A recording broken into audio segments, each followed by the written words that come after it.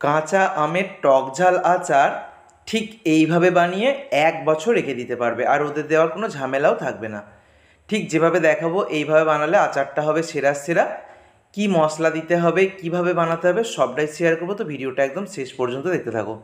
রেসিপিটার জন্য এখানে আমি কাঁচা আম নিয়েছি। তো এখানে আমার 700 গ্রামের মতো কাঁচা আম রয়েছে। তো কাঁচা আমটাকে দেখো খোসা সহ আমি রেখেছি। আমের আটির অংশটা ফেলে দেবে আর এরকম খোসা সহ ছোটো ছোটো করে টুকরো করে নেবে। এবার আমের মধ্যে দিয়ে দিচ্ছি এখানে লবণ আর হলুদের গুঁড়ো, আর দেবো একটু কাশ্মীরি লাল লঙ্কার গুঁড়ো। তো অবশ্যই এই 3টে উপকরণ আমটাকে কেটে নিয়ে খুব ভালো করে মিশিয়ে নেবে। এবার এটাকে ফ্যানের নিচে হোক বা কোনো একটা কাপড়ের মধ্যে বিছিয়ে রেখে দেবে। মোটামুটি 30 মিনিট তো অবশ্যই রাখতে হবে, 1 ঘন্টা বা 2 ঘন্টা রেখে দিলে ভালো হয়। এবারে দেখো একটা শুকনো মশলা বানিয়ে নিচ্ছি আমি।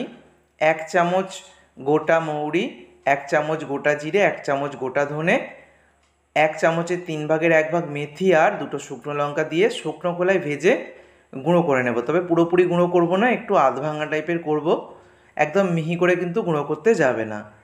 তো দেখো একটা থালার মধ্যে নিয়ে নিচ্ছি, একটু ঠান্ডা করে নেওয়ার পর এই মশলাটাকে আমি রেডি করে নেব। এটাই কিন্তু আচারের মধ্যে একটা সুন্দর টেস্ট নিয়ে আসবে। এবার সর্ষের তেল দিয়ে দিলাম, একটু বেশি করেই সর্ষের তেলটা দিতে হবে আচারটা বেশি দিন ভালো রাখার জন্য। তো এর মধ্যে 5 ফোড়ন দিয়েছি, 5 ফোড়নটাকে একটু নেড়ে চেড়ে নেব। তারপরে আমি যে আমগুলোকে কাপড়ের মধ্যে বিছিয়ে রেখে দিয়েছিলাম সেটা দিয়ে দিলাম। তো এরকম কাপড়ের মধ্যে বিছিয়ে রাখলে বা একটু রোদের মধ্যেও রাখতে পারো, তবে আমি রোদে দেওয়ার কোনো ঝামেলাতেই যাব না।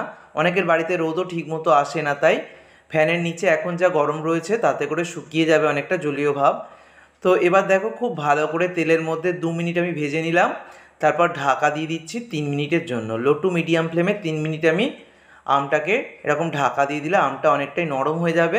এবার আমটাকে একভাবে নেড়ে চেড়ে জলীয় ভাবটাকে অনেকটা শুকিয়ে ফেলতে হবে। তো খুব ভালো করে নেড়ে চেড়ে দেখো মোটামুটি মিনিট 5 পর আমি দেখাচ্ছি, খুব ভালো করে নেড়ে চেড়ে জলীয় ভাব শুকিয়ে নিয়েছি। এবার ঝাল লঙ্কার গুঁড়ো এখানে দিয়ে দিলাম। ঝালটা অবশ্যই যেরকম রাখতে চাও সেই মতো দেবে। আর এর মধ্যে শুকনো লঙ্কা রয়েছে, যে গুঁড়ো মশলাটা করে রেখেছিলাম সেটাও দিয়ে দিয়েছি। তারপরে এখানে আমি দিয়ে দিচ্ছি লবণ, আরও একটু লবণ আমি অ্যাড করলাম। আর খুব সামান্য একটু গুড় মানে আখের গুড় আমি অ্যাড করছি, 2 চামচ ছোটো চামচের আখের গুড় দিচ্ছি। এতে করে মিষ্টি হবে না, তবে কালারটাও সুন্দর আসবে। আমের যে টক ঝাল আচার সেটা যখন মুখে পড়বে একটা খুব সুন্দর স্বাদ তোমরা বুঝতে পারবে। এরকম একটু গুড় তোমরা দিয়ে দেখো, লুকসটাও খুব সুন্দর চলে আসবে আর খেতেও কিন্তু ভালো লাগবে। আর শেষে আমি ভিনিগার দিয়ে দিচ্ছি। এখানে তোমরা কাঁচা লঙ্কাও দিতে পারো, কাঁচা লঙ্কা চিরে আমি সেটা দিলাম না। খুব বেশি অতিরিক্ত ঝাল আমার পছন্দ নয়, তোমরা যদি ঝাল বেশি খেতে পছন্দ করো ঝাল বাড়িয়ে নেবে। শেষে একটু ভিনিগার আমি দিয়ে দিলাম 1 চামচের মতো। তারপর গ্যাস অফ করে দিয়েছি। পুরোপুরি ঠান্ডা করে নেওয়ার পর এটাকে কোনো কাঁচের পাত্রে রেখে বছর জুড়ে সংরক্ষণ করতে পারবে। ভিনিগার দেওয়া থাকার কারণে রোদে দেওয়ার ঝামেলা থাকবে না, এটা কোনো রকমভাবে খারাপও হবে না।